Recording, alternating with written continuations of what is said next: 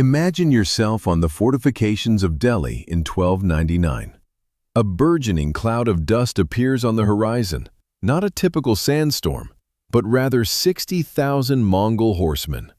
This was the formidable power that had decimated Baghdad, subjugated Persia, and instilled dread across Europe. For 6 months, they had been on the move. This time, their objective wasn't mere plunder, it was conquest. Their intention was to annex Delhi, integrating it into the Mongol Empire, much as they had done with China, Russia, and Persia. Standing between them and their ambition lay a mere 10 kilometers, a distance swift Mongol cavalry could traverse in under an hour. Yet, there was one crucial element they had not foreseen, a geographical secret of Delhi's terrain that would transform their primary advantage into a fatal flaw. The pivotal question is, how did a hastily assembled army triumph over the era's most formidable military force? Before delving into the details, please share your current location and the time it is for you in the comments section below. I am genuinely interested in knowing who is tuning in. Now let us immerse ourselves in a narrative where geographical features, strategic foresight, and pivotal moments irrevocably altered global events. To grasp the profound significance of the Battle of Kili, we must rewind to an earlier period. The year 1206 witnessed the simultaneous formation of two Asian powerhouses, the Delhi Sultanate in India and the Mongol Empire under Genghis Khan. For almost a century thereafter, these two entities maintained an antagonistic equilibrium.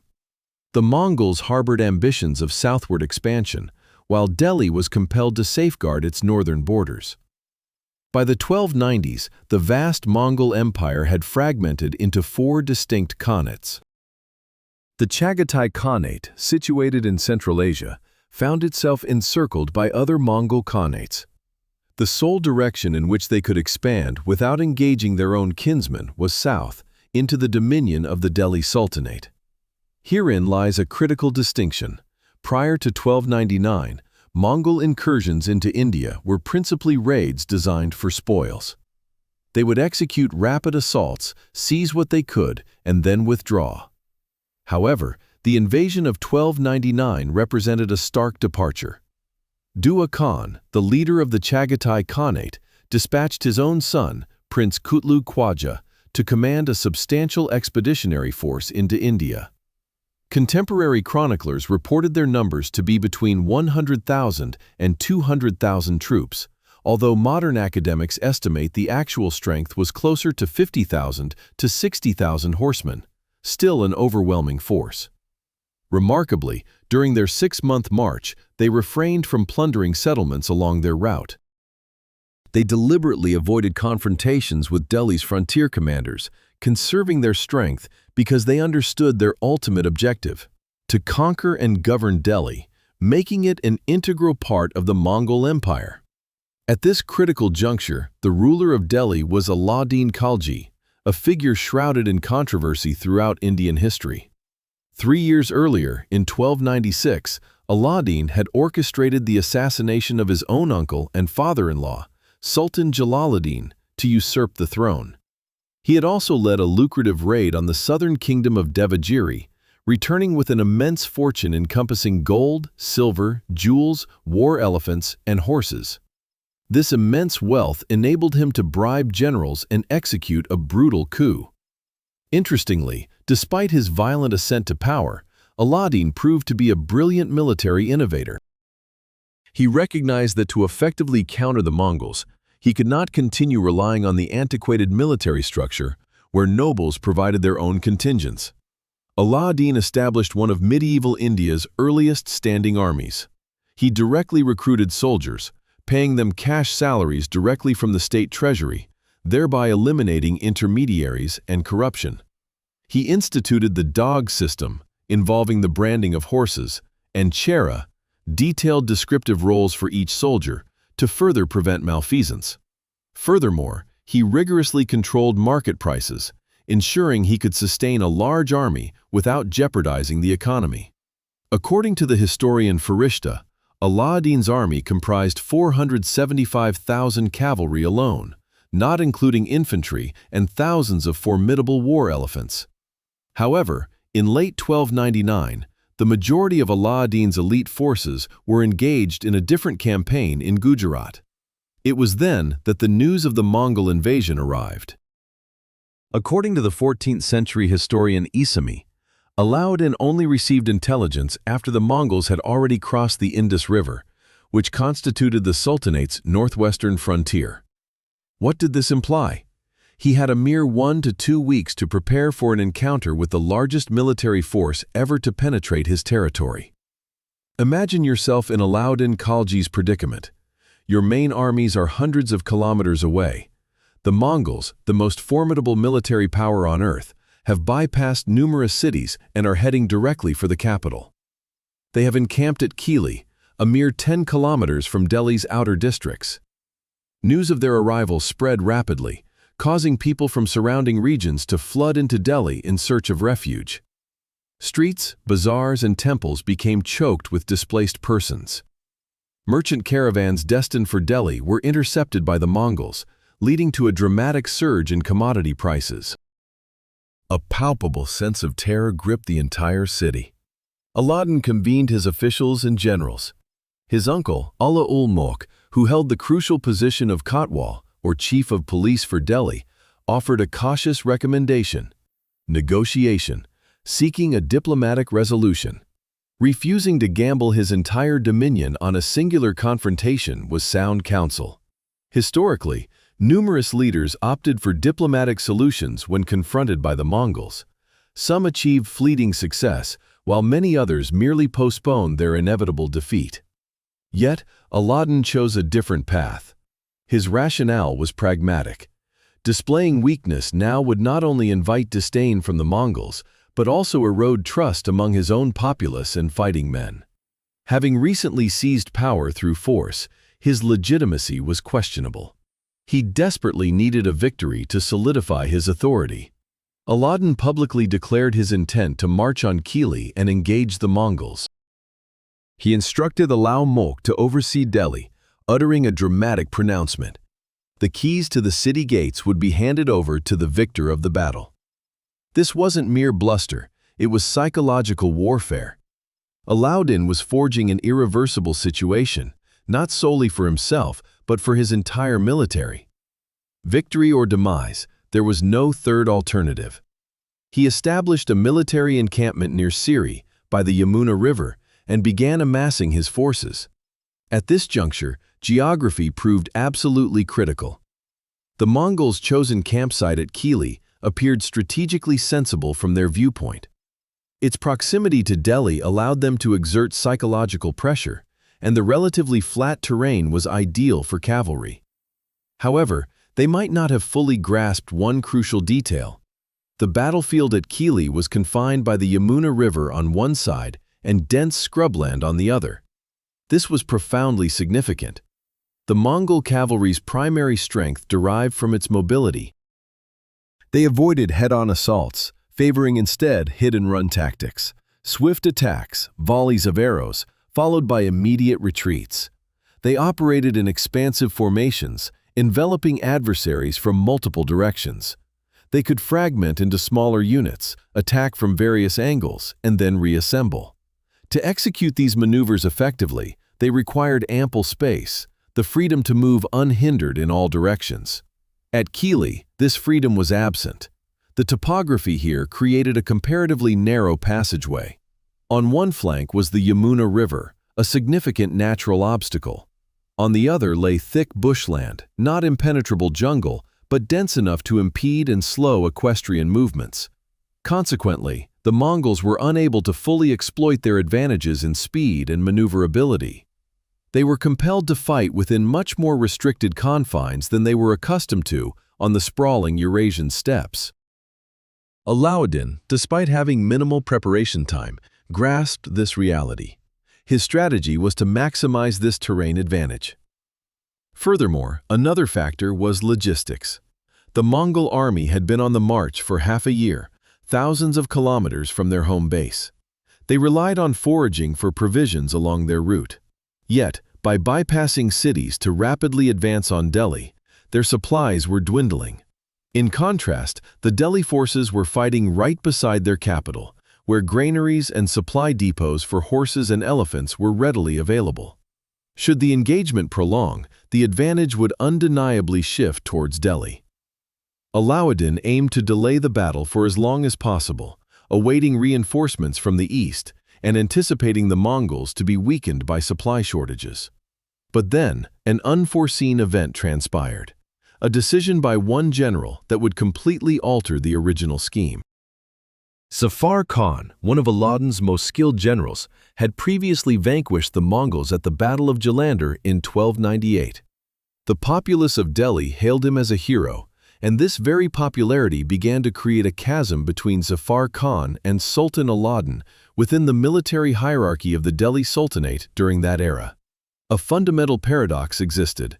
Generals needed sufficient power and prestige to command armies effectively, but excessive power and prestige could render them a threat to the Sultan himself.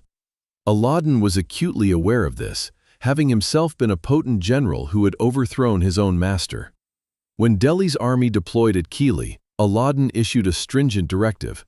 No officer was to deviate from their post without his explicit command. Violation carried the penalty of beheading. This atypical order underscored Alauddin's apprehension about army coordination. He sought to enforce absolute discipline, knowing the Mongols would attempt to break their formation. Delhi's army was organized into 5 main divisions. Alauddin commanded the center, Zafar Khan the right wing, and Ulugh Khan, Alauddin's brother, the left wing.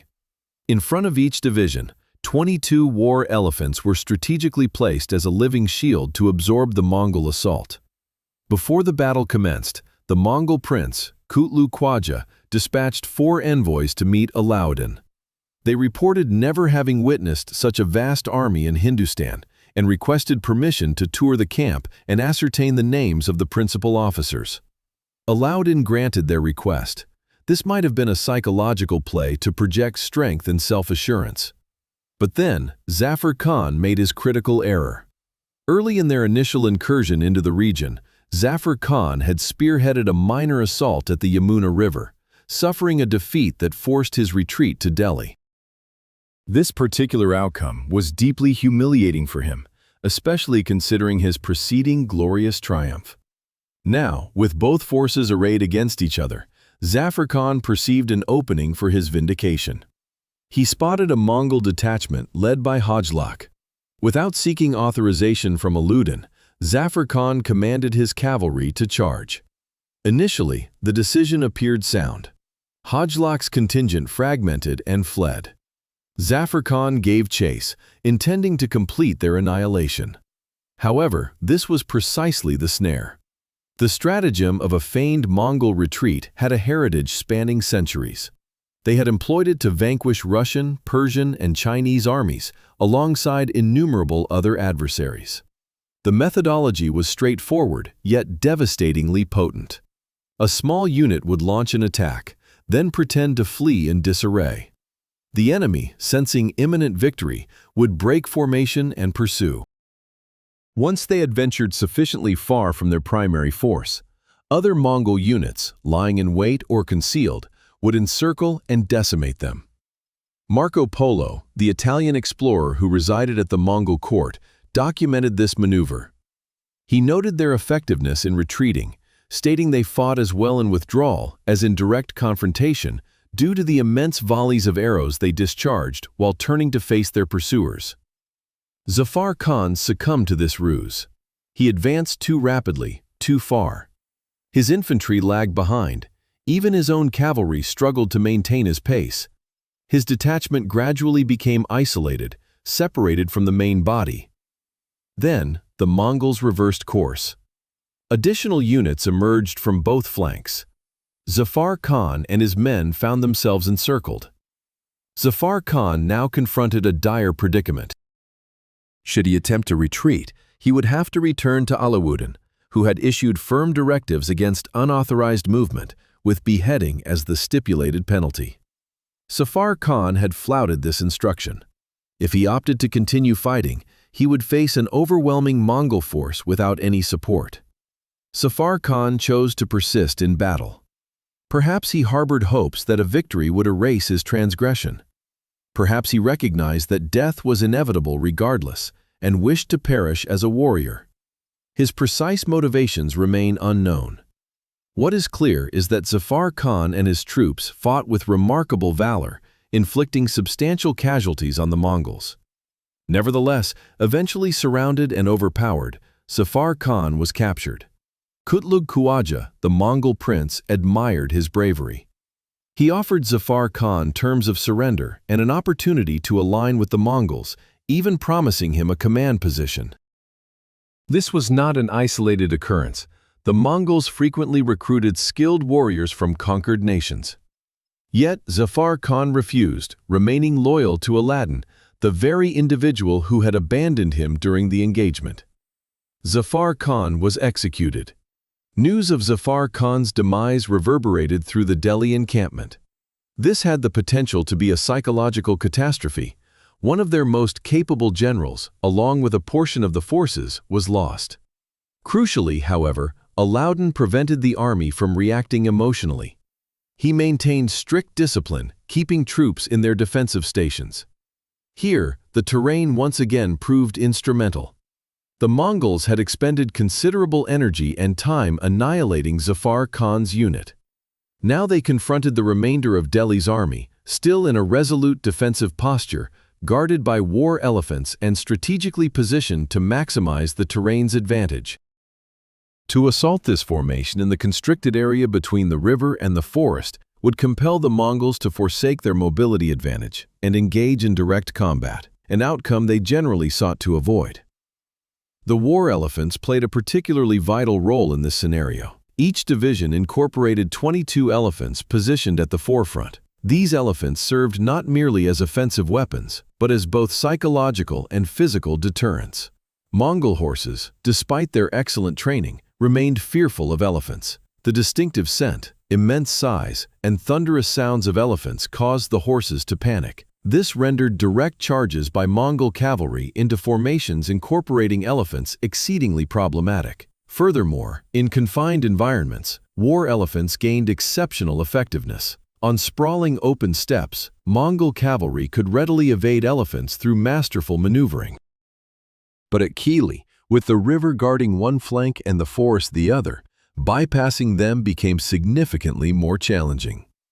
The Mongols launched an assault on the central segment of Delhi's formation, where Aladdin was commanding, but they were repelled. They attempted attacks from other directions, but failed to breach the formation. As dusk descended, both sides remained in confrontation. However, the situation was evolving. During that night, a critical event transpired. Kutlug Khawaja, the Mongol prince, sustained a severe injury. Accounts vary regarding how he was wounded. Some sources suggest he was injured during the engagement with Zafar Khan's unit, while others contend he was wounded later in the main battle. What is undisputed is the grave nature of the injury, which represented a catastrophe for the Mongol army. Not only were they contending with a massive, well-entrenched army, but their supplies were also critically low after half a year of marching. To compound their woes, the Khan's heir, their very leader, was on his deathbed. The Mongol commanders faced a dire choice: push on, hoping for a decisive triumph but risking the prince's life and their army's destruction as provisions dwindled, or initiate a retreat while it was still feasible. On the second evening, the Mongol forces pulled back. This withdrawal was far from chaotic. The Mongols, ever disciplined, retreated in an orderly fashion northward. Yet it was undeniably a retreat. In the 13th century, compelling the Mongols to abandon a battlefield was, in itself, a significant victory. Aladdin chose not to pursue aggressively, a shrewd strategic move. He recognized the Mongols still posed a formidable threat, and chasing them into open territory could easily lead to an ambush. His army, heavily reliant on infantry and war elephants, was ill-suited for hunting down swift cavalry across the steppes. Instead, he allowed their retreat, harrying them along the route without committing to another full-scale engagement. Several days following the withdrawal, Prince Kutlug Khawaja succumbed to his injuries. Delhi had endured. More than that, Delhi had prevailed. What's particularly notable about Alauddin's actions after the battle is the insight it provides into the dynamics of power. Zafar Khan had fallen as a hero, valiantly battling the Mongols. However, within Aladdin's court, his bravery received no acclaim. Quite the opposite, Alauddin publicly denounced Zafar Khan's recklessness and insubordination. Zafar Khan's name was notably absent from the royal chronicles penned during Aladdin's rule. For instance, Amir Khusra, the court poet and historian, omitted any mention of Zafar Khan in his work, Kazu Futu. Why? Because Alauddin intended to convey a clear message. Discipline superseded individual heroism, and obedience trumped initiative. This was a vital message for an army tasked with confronting the Mongols, an adversary especially adept at exploiting any lapse in discipline. However, the broader impact of Kili lay in its psychological and strategic ramifications. For nearly a century, the Mongols had appeared unconquerable, having triumphed over every major foe from China to Persia, Russia, and Central Europe. Their formidable reputation preceded them, leading many cities to surrender without a fight merely upon hearing of their approach. While Kili didn't annihilate the Mongol army, they retreated relatively intact. It shattered the myth of their invincibility. It demonstrated that with the correct strategy, judicious utilization of terrain, and strong military discipline, the Mongols could indeed be overcome.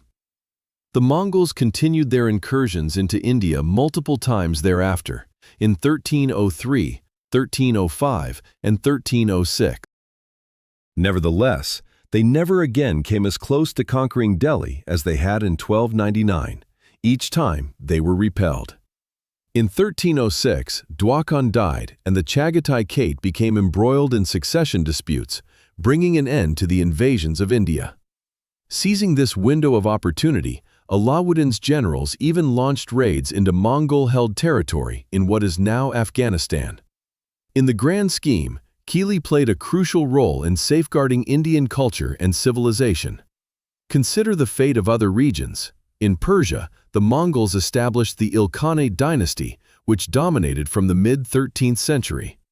In 1258, they laid waste to Baghdad, then one of the world's foremost centers of learning. An estimated 90% of the population in some urban areas perished. In China, the Yuan dynasty ruled from 1271 to 1368, enacting extensive administrative and cultural transformations. In Russia, the principalities were under Mongol dominance for nearly 250 years, profoundly influencing their political and cultural evolution. India largely avoided this destiny, thanks in great part to victories such as Kili. So, what are the lessons to be gleaned from Kili?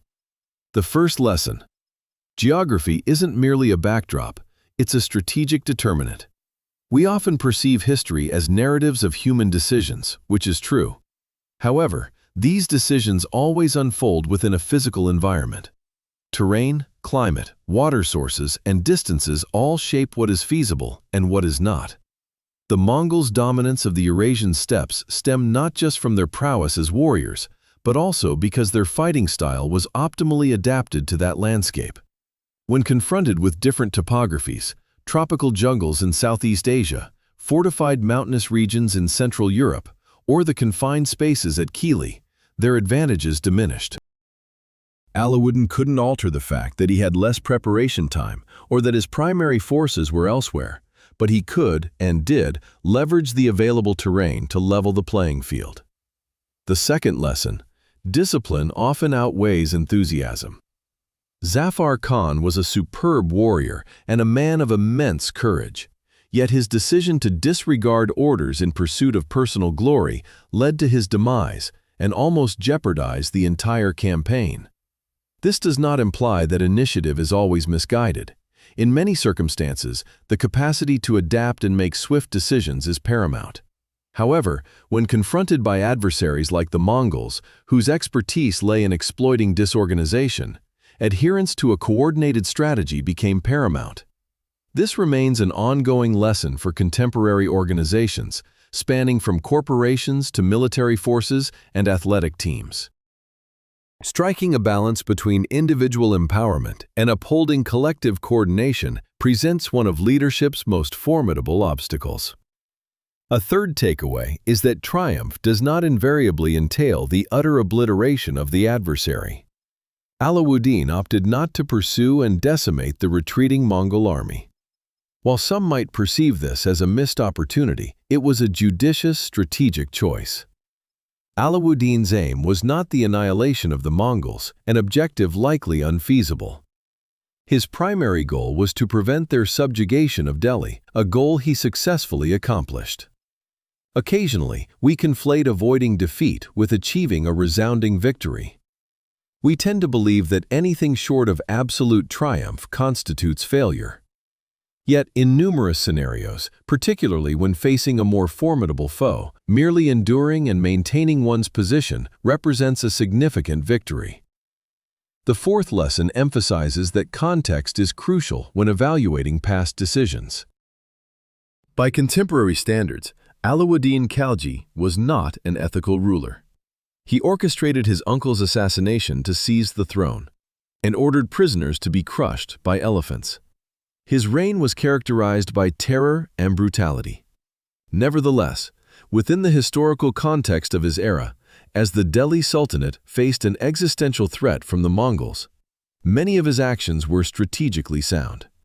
Measures such as rigorous military discipline, price controls, cash payments for soldiers, and the branding of horses to curb corruption collectively forged a military apparatus capable of resisting the Mongols. This does not condone all his deeds, but it serves as a reminder of history's intricate nature and that historical figures made choices under the specific conditions and limitations of their time.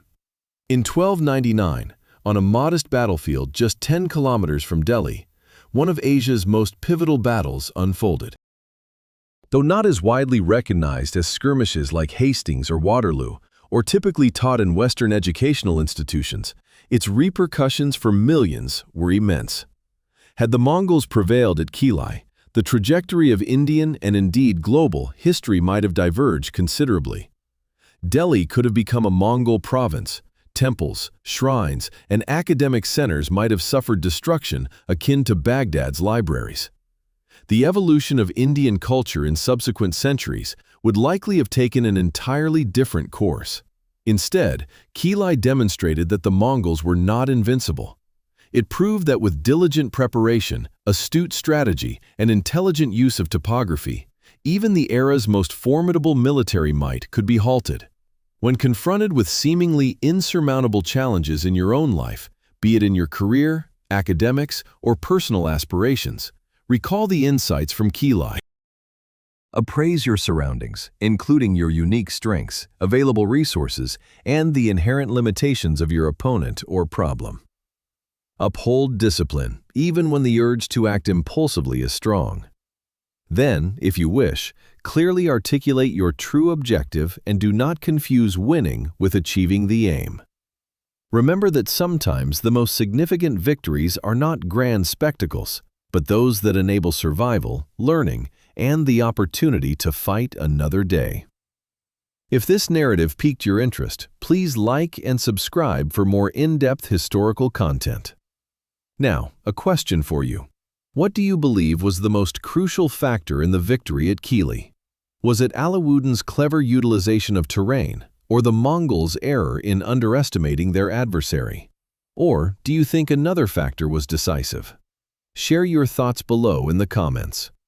And if you're curious about how terrain and environment have shaped history, let me know. Countless similar accounts exist of battles where geography played a critical role, from Marathon to Thermopylae to Stalingrad. History is not merely a random succession of events. It is the outcome of human decisions made under specific circumstances, influenced and constrained by the geography, technology, and culture of their time. And occasionally, as at Kili in 1299, a geographical feature, a riverbank or a stretch of bushland, can determine the survival or destruction of an entire civilization. Thank you for watching. I'll see you in the next video.